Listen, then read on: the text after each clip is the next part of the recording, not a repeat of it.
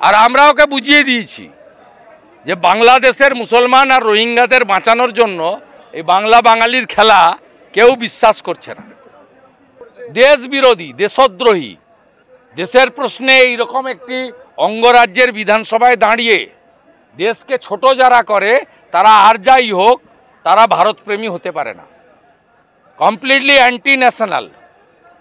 External affairs বিষয়ে কোনো রাজ্যের মুখ্যমন্ত্রীর বলার অধিকার নেই, ভারত সরকার ছাড়া। পররাষ্ট্র বিষয়ে অন্য কোনো প্রদেশের মুখ্যমন্ত্রী, কোনো রাজনৈতিক নেতার বলার অধিকার নেই। একমাত্র বলার অধিকার হচ্ছে পররাষ্ট্র বিষয়ক দপ্তর অথবা প্রধানমন্ত্রী। সেই জায়গায় দাঁড়িয়ে তিনি দেশকে ছোট করেছেন। তিনি চান পশ্চিমবঙ্গটাকে বাংলাদেশ বানাতে।